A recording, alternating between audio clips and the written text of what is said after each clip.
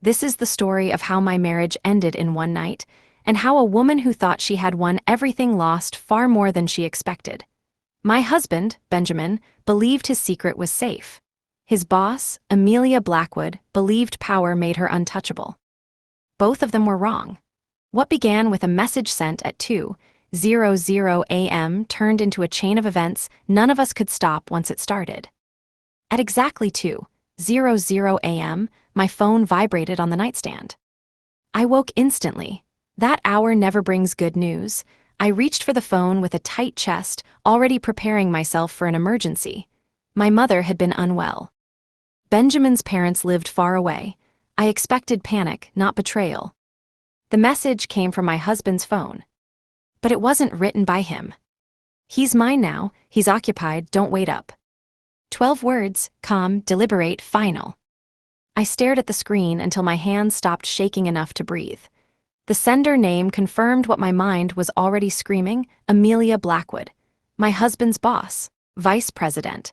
The woman whose name came up too often in our conversations and never casually. She had taken his phone, she had typed that message herself, and she had sent it to me on purpose. Benjamin had left home the evening before, saying he needed to finish work for a client presentation. He wore his best suit, kissed my cheek, promised he wouldn't be late. By midnight, I had stopped waiting. By 2:00 a.m., Amelia made sure I understood why. I didn't cry, I didn't call him, I didn't ask for explanations. I typed 7 words and sent them. "Keep him, we're done." I set the phone down and waited. 20 minutes passed in silence, then I heard a car pull into the driveway, doors opened. Footsteps followed, 2 sets. When the doorbell rang, I already knew who it was. Through the peephole, I saw my husband standing stiffly, his tie loose, his face pale. Beside him stood Amelia. Calm, smiling, proud.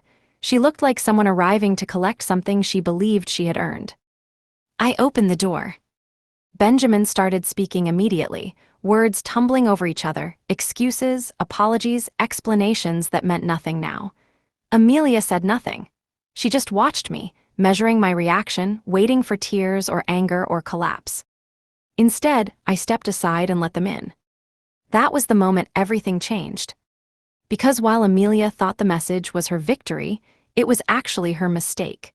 And she had no idea that before she rang my doorbell, I had already decided how this story would end. They stepped inside like they belonged there. Benjamin kept talking, rushing ahead of himself, saying it was a mistake, that it meant nothing, that he could explain everything if I just let him. His voice shook. He didn't look at Amelia once. He didn't need to.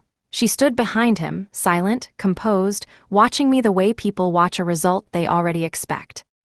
I didn't respond to him. I closed the door and turned the lock. The sound landed harder than any shout. Benjamin stopped talking.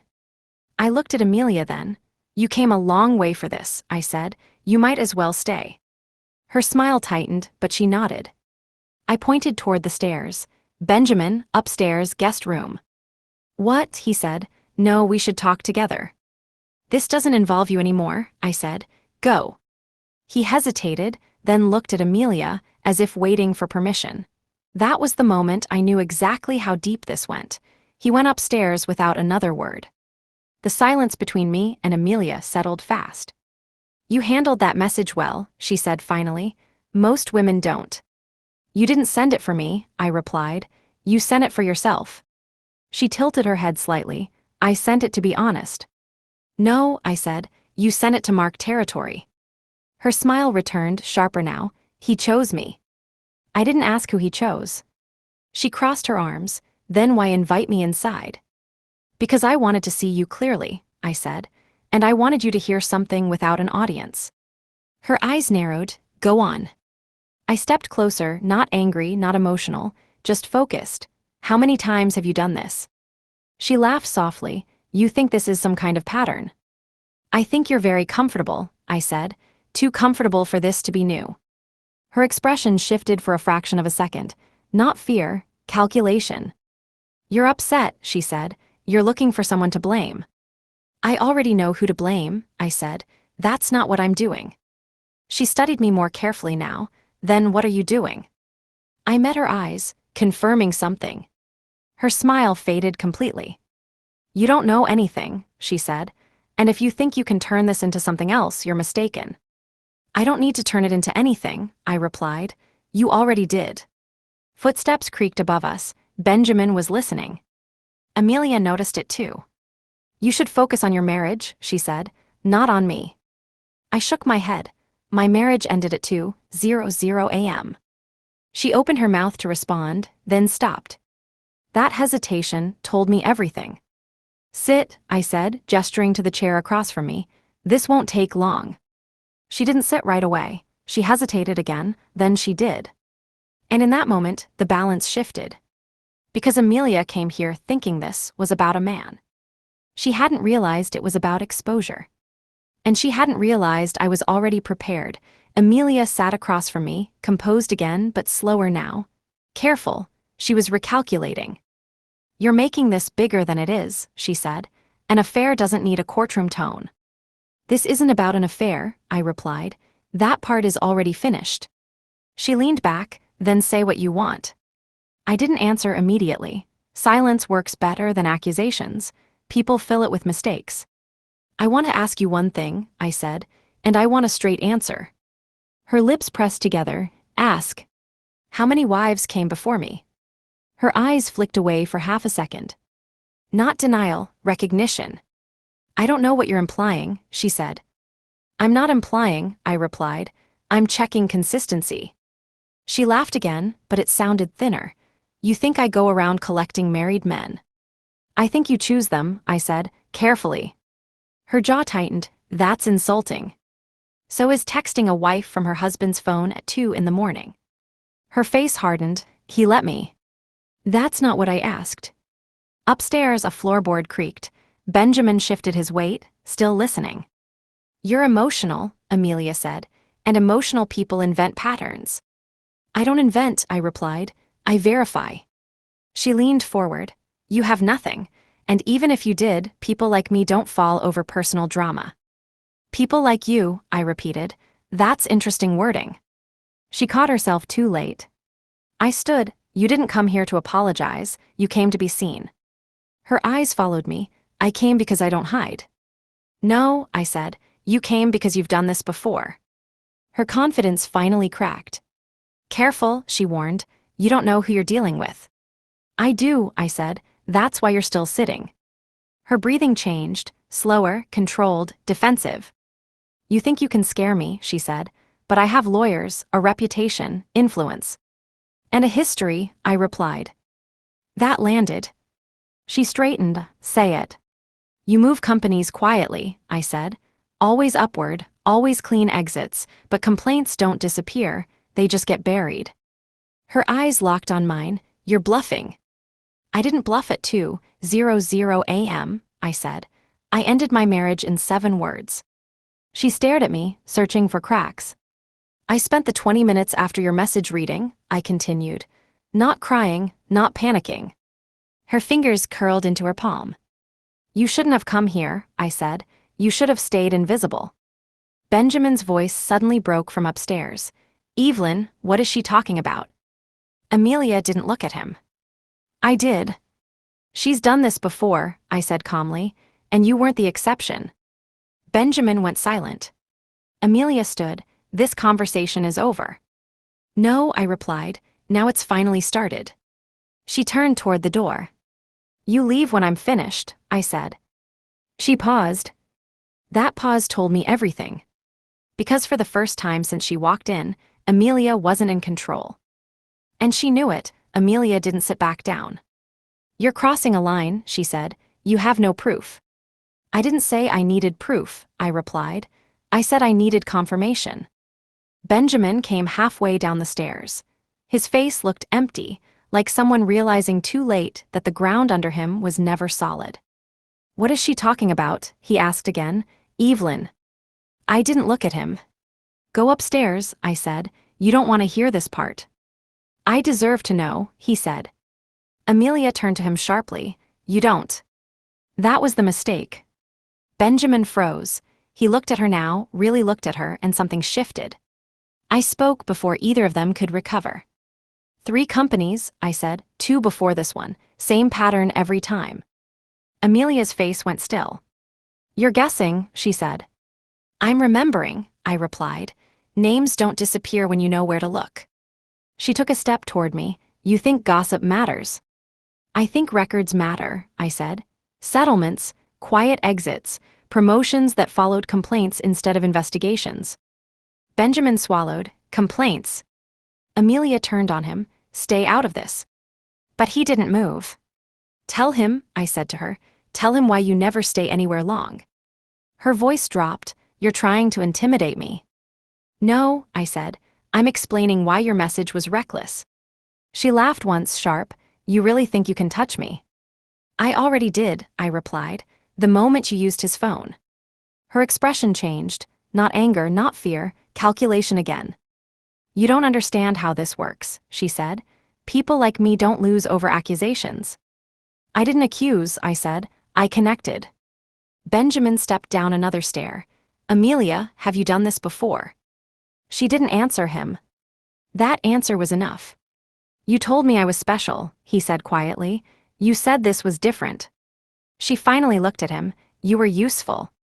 The word hit him harder than anything else. I continued. You target men who won't talk, men who panic about careers, men who think silence protects them. That's enough, Amelia snapped. Not yet, I said. You made sure I knew about you. Now you know about me. Her voice dropped. What do you want?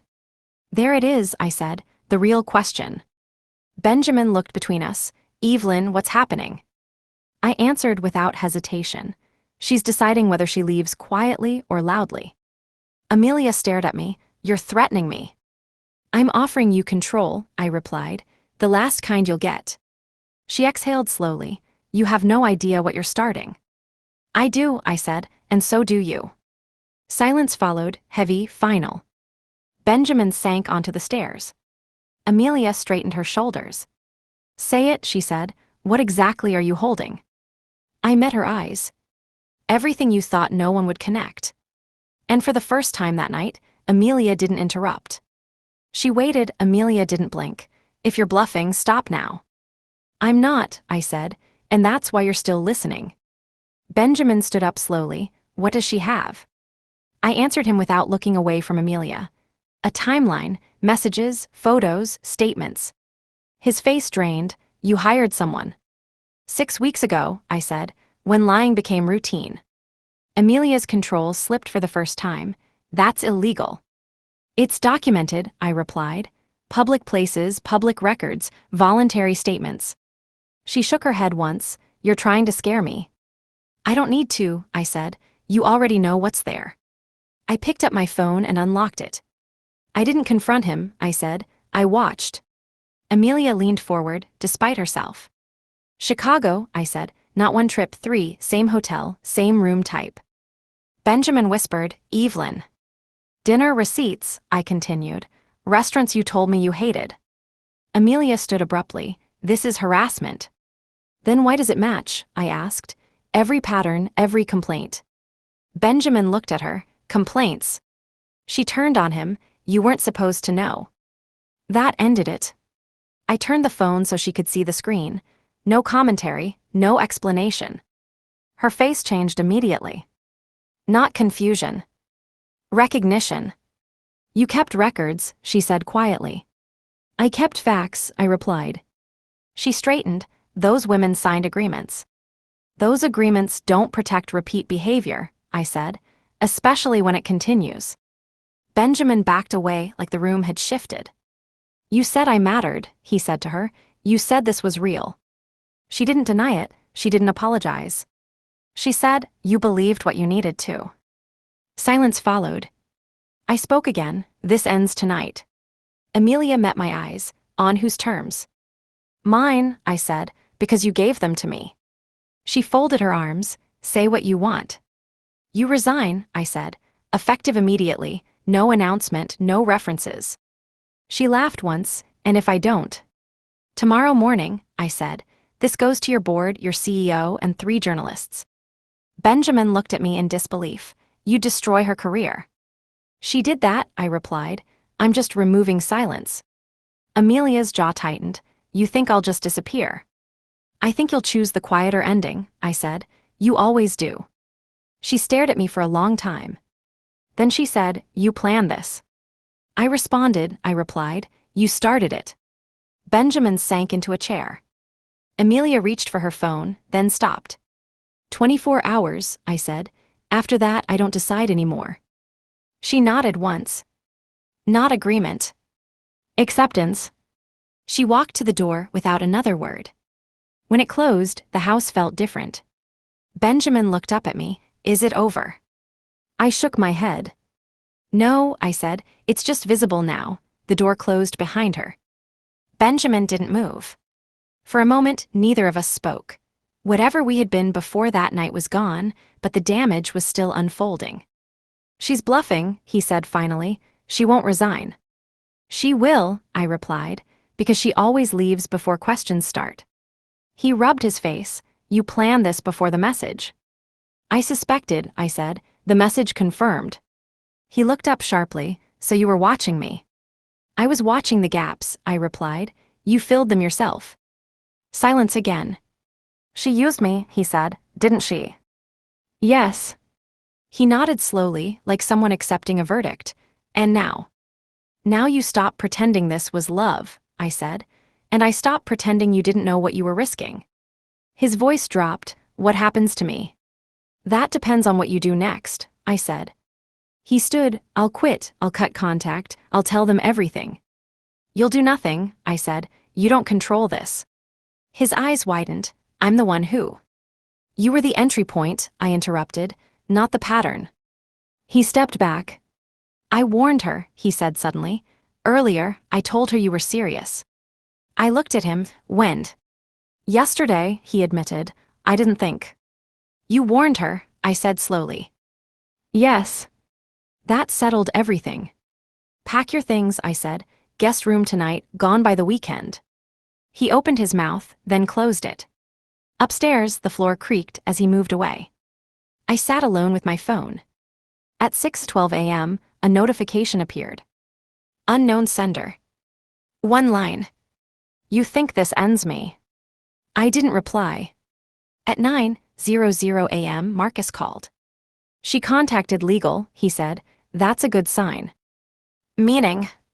She's scared, he replied, and people who aren't scared don't call lawyers at sunrise. At 11:40 a.m., an internal memo leaked. Executive resignation, immediate effect, personal reasons. At 12:15 p.m., another message appeared. You went too far. At 12:16, another. This could have stayed private. At 12:17. You ruined something that didn't concern you. I forwarded all of them. At 3:00 p.m., Marcus called again. 2 women reached out, he said. Former employees, same story. I closed my eyes. Add them. At 6:30 p.m., Benjamin left the house without a word. At 9:02 p.m., one final message arrived. No anger, no threats. Just 4 words. Please make this stop. I stared at the screen. Then I locked the phone. Because it had already stopped. For her, the next morning, the story shifted. Not publicly, quietly. Marcus sent me a file marked update. Inside were names, dates, companies, different cities, same structure. Amelia didn't chase chaos. She engineered control. She chose men who feared losing status more than they feared lying. Promotions followed silence. Distance followed exposure. Every time someone questioned her, she left before consequences formed. Benjamin hadn't been chosen because he was special. He had been chosen because he was predictable. At 10:18 a.m., my phone rang again. Unknown number. I answered. I was told to call you, a woman said. He gave me your number. Who? I asked. Marcus, she replied. He said you'd understand. I did. She worked at my company before yours, the woman continued. Different division, different year, same ending. I didn't interrupt. She told my husband he was the only one, that she trusted him, that his marriage was already broken. When I found out, I filed a complaint. What happened? I asked. Nothing, she said. She resigned 2 weeks later. I was offered a settlement and silence. And you took it? Yes. Her voice tightened. I shouldn't have. At noon, another call came. Then another. By evening, the pattern was undeniable. Different women, same words, same exits. At 7:42 p.m., Benjamin texted. They're asking questions at work. I didn't reply. At 8:11. They know about Chicago. Still nothing. At 8:19. I think they're going to fire me. I finally responded. That was always going to happen. 3 dots appeared, disappeared, appeared again. She ruined me, he wrote. I stared at the message. No, I typed, you volunteered. At 9:30 p.m. Marcus called. She's trying to re-enter, he said. Different industry, same city. So soon, I asked. She doesn't know how to stop, he replied, only how to relocate. At 10:05 a draft article arrived. No names yet, just structure, just facts. At 11:14 p.m. a final message came from Amelia. You're enjoying this. I didn't answer. At 11:16. You think you're different from the others. I locked the phone. Because she still didn't understand. This was never about winning. It was about making sure she couldn't reset. And for the first time in years, she was running out of places to go. The article didn't go live immediately. That was intentional. Silence creates more pressure than exposure. Marcus told me Amelia had started calling former contacts, recruiters, executives, anyone who might offer a quiet landing. Doors were closing faster than she expected. At 9:00 a.m., the draft returned with names added. Hers included. I read it once, then again. No emotions, no opinions, just timelines, records, statements that matched too perfectly to dismiss. At 10:32 a.m., my phone rang. Amelia. I answered. You're making a mistake, she said. You don't understand the scale of what you're triggering. I understand it exactly, I replied. You think people will side with you, she asked. They'll see you as bitter, spiteful. They'll see a pattern, I said. You could stop this, she said, right now. You already resigned, I replied. That didn't stop it. Her voice dropped. You don't gain anything from this. I gain closure, I said, and you lose cover. Silence. Then she said, if this publishes, I won't recover. That depends, I replied, on how many people already recognize your name. She hung up. At 11:45 a.m., Benjamin emailed. They're suspending me pending review. I didn't open it. At 12:30 p.m., Marcus confirmed publication time. Friday, 8:00 a.m. 2 days away. At 3:10 p.m., a new message arrived. Unknown sender. She did this to us too. Attached were screenshots, dates aligned, messages mirrored each other word for word. At 6:00 p.m., the journalist called. We're adding one more source, he said, someone internal. I nodded, do it. That night, Amelia sent one final message. Let's talk, just us. I replied once. We already did. At 7:59 a.m. on Friday, my phone buzzed. At 8:00, the article went live. At 8:04, Amelia's name started trending. At 8:07, her former company released a statement. At 8:12, another company followed. At 8:20, the messages stopped. At 9:00 a.m., Marcus called.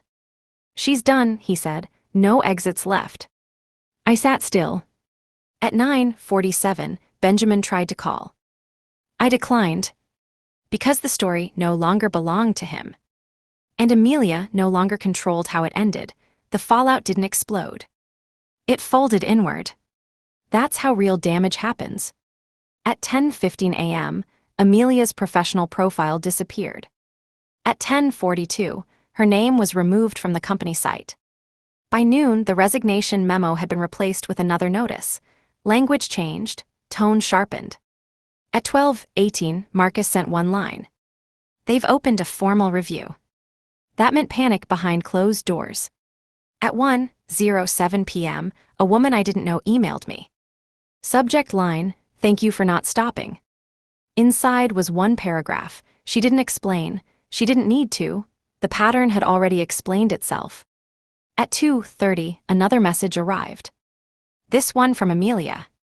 "No threats, no confidence. You destroyed everything." I didn't reply. At 3:05, Benjamin showed up at the house. I didn't let him in. He stood outside and spoke through the door. "They terminated her access," he said. "They're reviewing everyone connected to her." I stayed silent. "They asked me for my phone," he continued. "They already have messages." Silence again. "I didn't know it would go this far," he said. "That's the problem," I replied. "You never thought past yourself." He didn't argue. At 4:40, Marcus called. "She contacted 2 former employers today," he said. "Both declined to speak with her."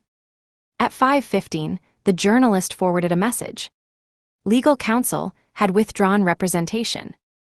At 6:00, Amelia's assistant resigned. At 6:22, a private investigator confirmed she was preparing to leave the city. Not relocate. Disappear. At 7:10 p.m., a final email arrived from her. Short, careful, controlled. "You didn't win, you just ended something." I stared at the screen. Then I deleted it. Because she was right about one thing. Something had ended. Her pattern. Her access. Her ability to reset. And for the first time, there was no next company waiting quietly in the background. Only records. Only witnesses. Only consequences. The next day the calls slowed. That's when I knew something else was coming. People who lose power don't stop, they change tactics. At 9:30 a.m., Marcus sent another update.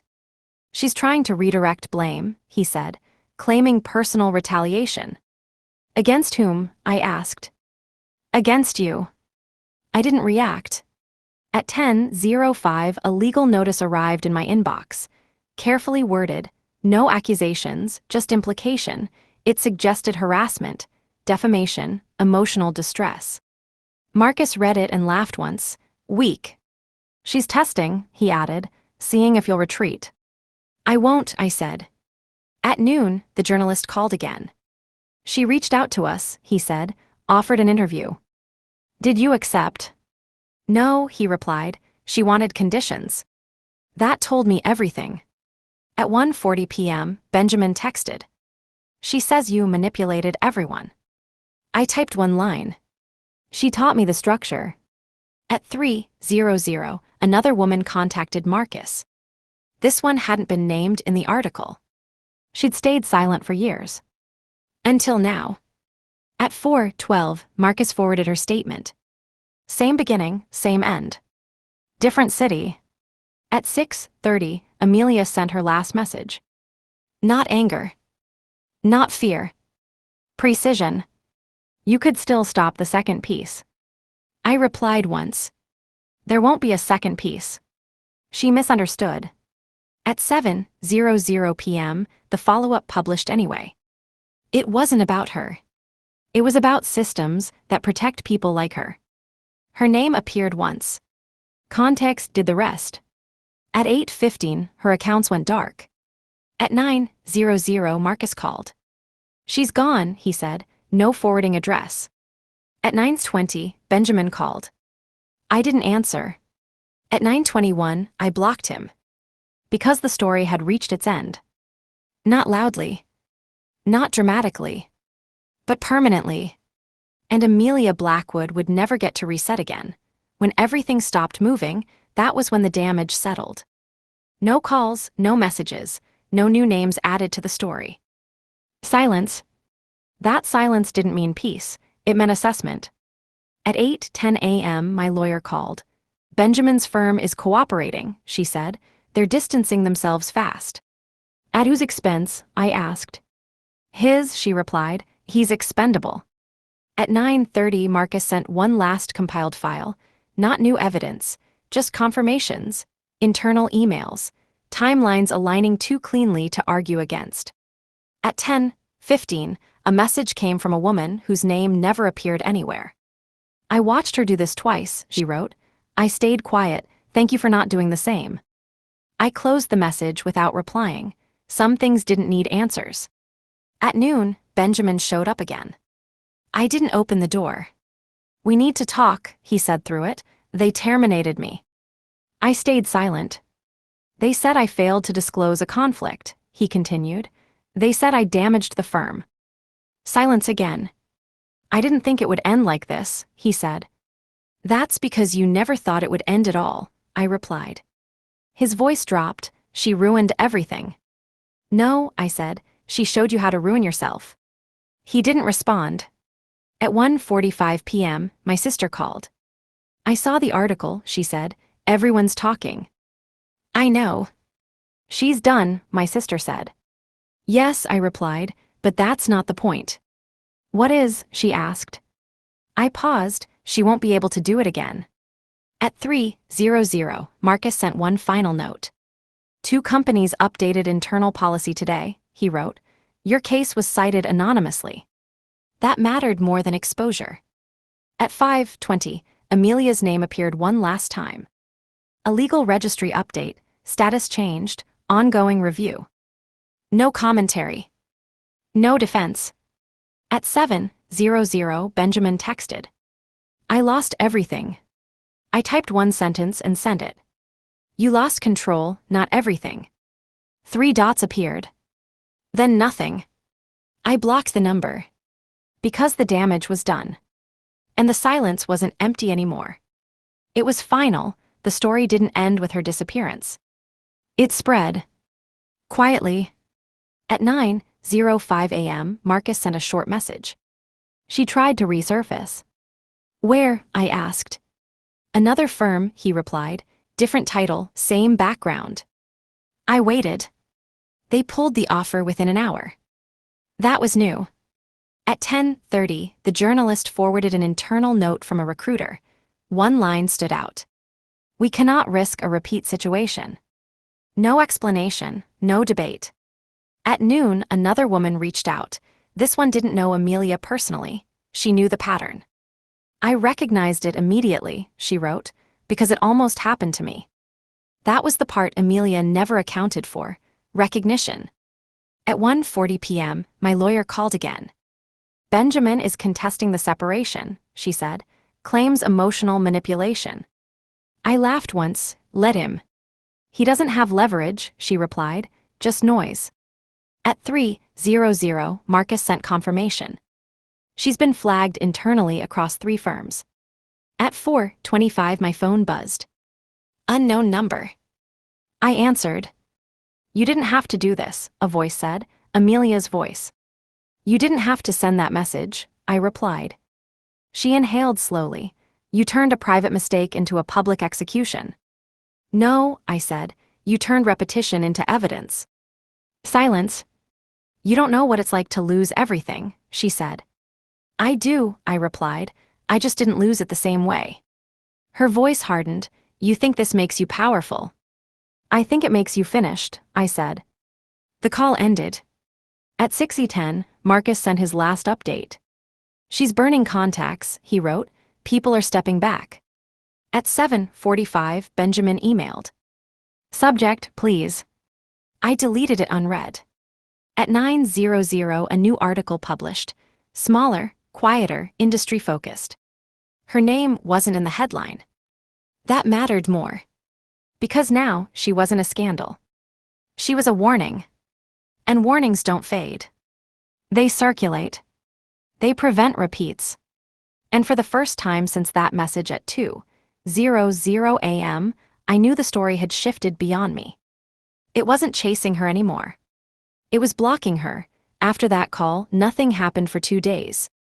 That was intentional. People like Amelia don't disappear without trying one last angle. On the 3rd day, Marcus called early. She's making a move, he said, not public, personal. I didn't ask how, I already knew. At 11:06 a.m., a document appeared in my inbox. No sender name, no message body. Just an attachment. I opened it. It was a statement, carefully written, polished, framed as concern. She was positioning herself as the victim. Claims of emotional distress, claims of obsession, claims that I had orchestrated everything out of jealousy and spite. She hadn't sent it to me by accident. She wanted me to react.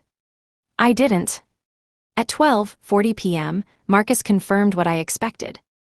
She sent that to 2 firms, he said, trying to control the narrative before it reaches them. And, I asked. One forwarded it back to me, he replied. They asked if it matched the case file. That was the crack. At 2:15 p.m., the journalist messaged. She's calling this harassment now, he wrote, but she can't explain the overlap in testimonies. At 3:30, another woman contacted me directly. Short message. She tried to contact my husband yesterday. That stopped me. I called Marcus immediately. That's new, he said. She's desperate. At 5:00 p.m., confirmation came in. Amelia had reached out to someone she thought would stay silent. Someone who already knew the pattern. Instead of silence, the message had been forwarded. At 6:10 p.m., Marcus sent one word. Finished. At 7:00, an internal compliance notice leaked. Her name, attached, flagged. No explanation. Just the status. At 8:20, Benjamin texted from a new number. She contacted me. I didn't reply. At 8:22, another message came through. She wants me to say you pushed her. I answered once. If you lie now, you lose what little you have left. No response after that. At 9:45, Marcus sent the last update of the day. She crossed the line she couldn't undo. I closed my phone. Because when someone breaks their own pattern, it's not strategy anymore. It's collapse. And Amelia had just confirmed something important. She wasn't trying to escape. She was trying to survive. And survival looks a lot like exposure when the structure underneath is already broken. The next morning, it ended. Not publicly. Officially. At 8:30 a.m., Marcus sent a single file. Subject closed loop. Inside was confirmation from 3 separate firms, internal flags, shared compliance notes, her name marked as high risk. No explanations required. At 9:15, the journalist called. She's trying to retract everything, he said, claims misunderstanding. That's new, I replied. She offered to issue a public apology, he added, without admitting fault. That's not an apology, I said. At 10:00, Amelia emailed again. Short, direct. I'll disappear, just stop. I stared at the message. Then forwarded it. At 11:40, Marcus called. She contacted regulators, he said, asked how to clear her name. And they asked for documentation, he replied. She didn't realize how much existed. At noon, a legal update arrived. Her previous settlements were under review. That changed everything. At 1:30, a former executive from her first company reached out to Marcus. He'd ignored the signs years ago. Now he wanted distance. At 2:45, Benjamin emailed. Subject, I can fix this. I didn't open it. At 4:00, Amelia's last attempt arrived. A voicemail. No anger. No threats. Fear. I can't go anywhere, she said. They won't even talk to me. I deleted it. At 6:00, Marcus sent the final confirmation. She's been advised to step back indefinitely. That wasn't recovery. That was erasure. At 7:10, the journalist sent a draft headline. Not dramatic, not personal. Just factual. Executive exits amid review of repeated misconduct patterns.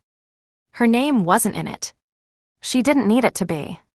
At 8:00 p.m., Benjamin tried calling again. I blocked the number. Because there were no exits left. Not for her. Not for him. Only records. Only silence. Only consequences that didn't need witnesses to exist. After the last notice, nothing followed. That was the point. When systems finish closing ranks, they don't announce it. They move on. At 9:20 a.m., Marcus sent one final confirmation. No further activity, all channels blocked. I didn't ask which channels, I already knew. At 10:00, my lawyer called. Benjamin signed, she said.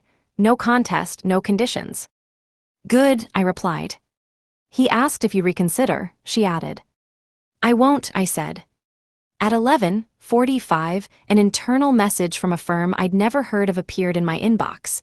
It wasn't meant for me. Someone had forwarded it without explanation. Candidate withdrawn due to compliance risk. No name, no context. That was enough. At 1:00 p.m., another woman contacted Marcus. She didn't want to speak publicly. She didn't need to. She wanted confirmation. Is it really over? She asked him. He told her the truth. Yes. At 2:30, Benjamin emailed from yet another address. She ruined my life. I deleted it. At 3:15, a recruiter reached out to Marcus privately. Is the file real? She asked. Yes, he replied. That ended the conversation. At 4:40, the journalist sent a message. This won't resurface, he said. The industry already adjusted. That was the final signal. At 6:00, my sister called. It's quiet, she said. Yes, I replied. At least now, she added, no one else gets pulled in. That mattered. At 8:00 p.m., I checked my phone for the first time in hours. No new messages. No threats. No pleas. No attempts. The silence wasn't relief. It was confirmation. Because when someone loses the ability to reach people, they lose more than power. They lose relevance. And Amelia Blackwood no longer existed where it mattered. I thought it was finished. That assumption lasted 12 hours.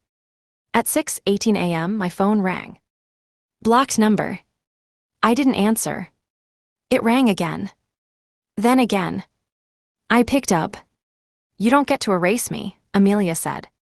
Her voice sounded different, stripped, tight. You erased yourself, I replied. You think this ends with silence, she said, but silence turns on people. It didn't turn on you, I said. It exposed you.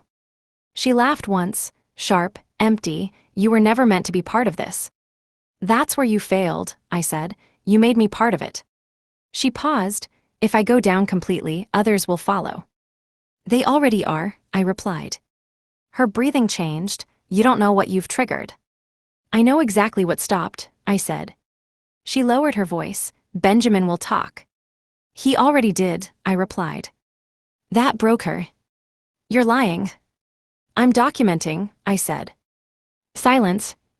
Then her proving mistake. They promised me protection, she said. They always do. I didn't respond. She kept talking. They told me to move quietly, to reset, to wait it out. I stayed silent. I did everything right, she said. I followed the rules. That's the problem, I replied. You treated people like systems. Her voice cracked. You don't understand how long this took to build. I understand how fast it fell, I said. The line went dead. At 7:02 a.m., Marcus texted. She called you, didn't she? Yes. She's unraveling, he replied. That call confirms it. At 8:30, an internal compliance alert circulated. Unauthorized contact during review. That was it. At 9:15, the journalist messaged. She just disqualified herself from any future mediation. At noon, Benjamin emailed again. She contacted me last night, begging. I replied once. Don't answer. At 2:00 p.m., Marcus confirmed. She's under advisory restriction. Meaning monitored, contained. At 4:45, a final notification arrived. Unknown sender. One sentence. You won, but you'll never understand what you took. I deleted it. Because I understood exactly. She didn't lose a job. She lost access. She lost leverage. She lost the ability to operate unseen. And for someone like her, that was the only ending that mattered. After that call, the system closed completely. No more messages, no more leaks, no more warnings. At 9:00 a.m., Marcus sent a final confirmation. All active reviews merged, status sealed. That meant one thing.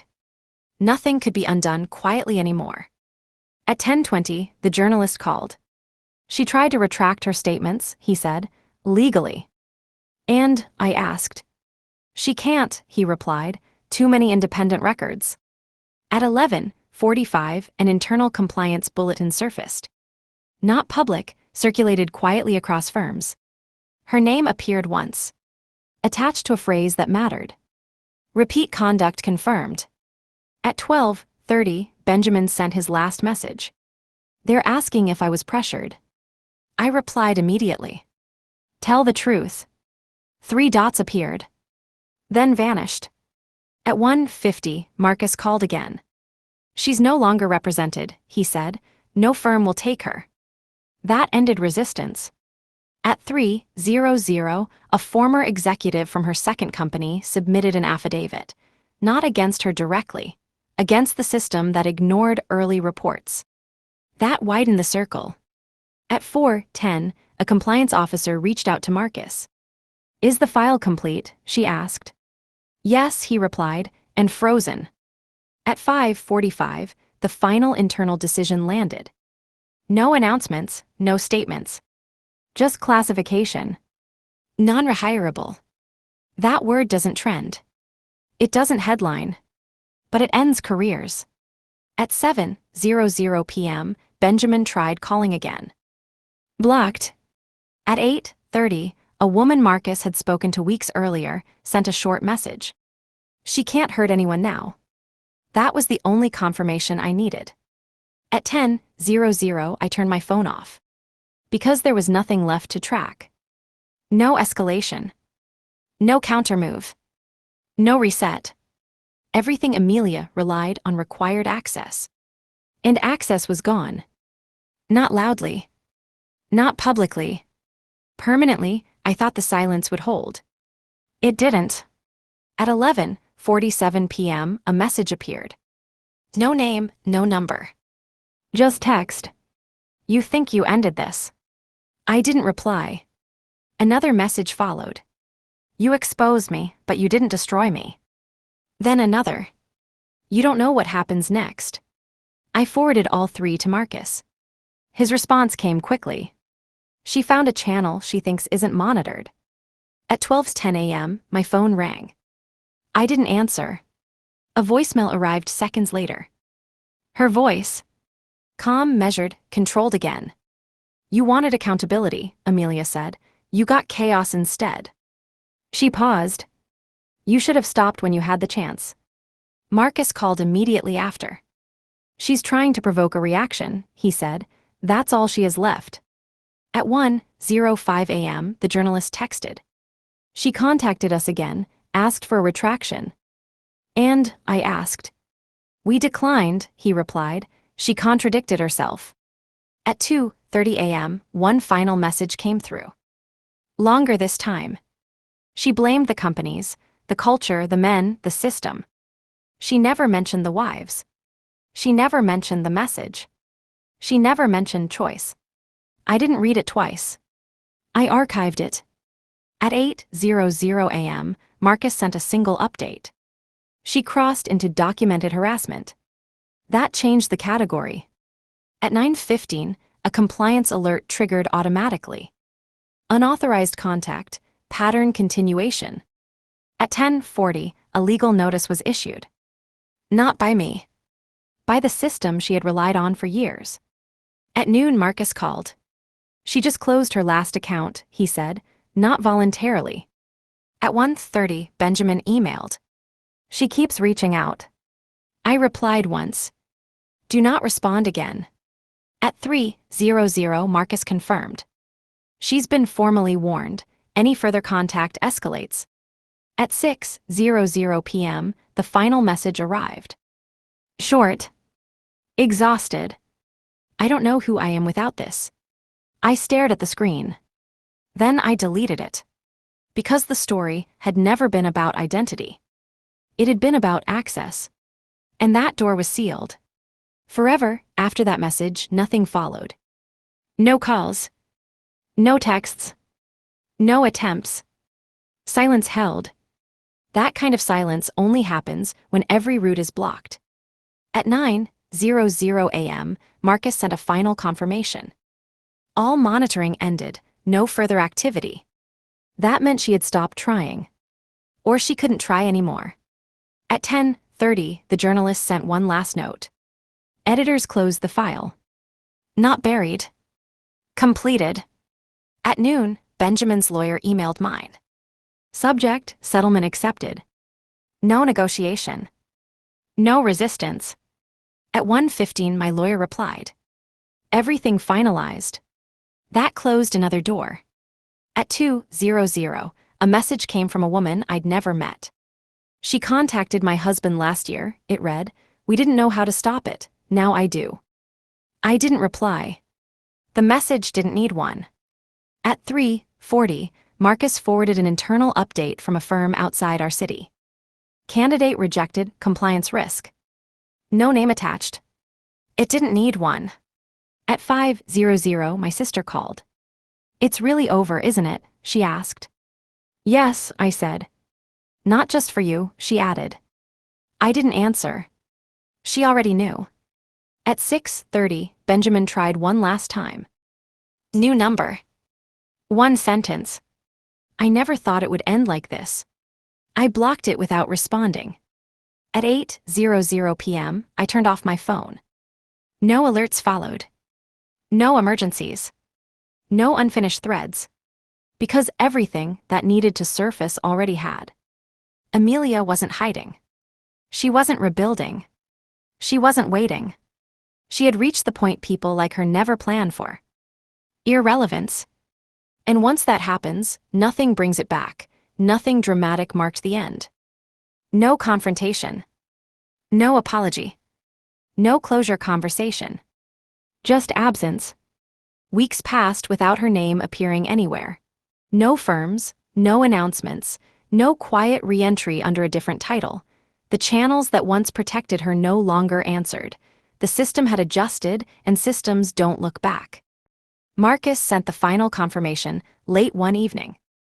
She tried once more, he wrote. Indirect, shut down immediately. That was it. Benjamin disappeared from relevance just as quietly. No rebound story, no redemption arc.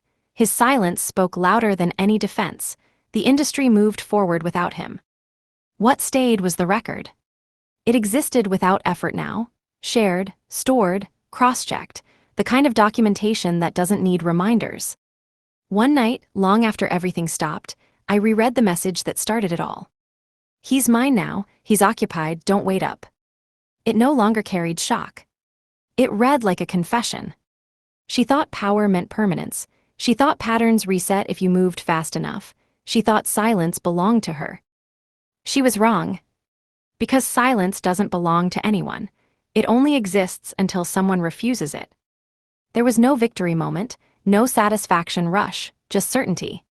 She couldn't repeat it, she couldn't hide it, she couldn't pass it forward. That was the ending. Not revenge, not justice. Containment. And that is how it ended. Not with noise, but with nowhere left to go. You have reached the end of the text.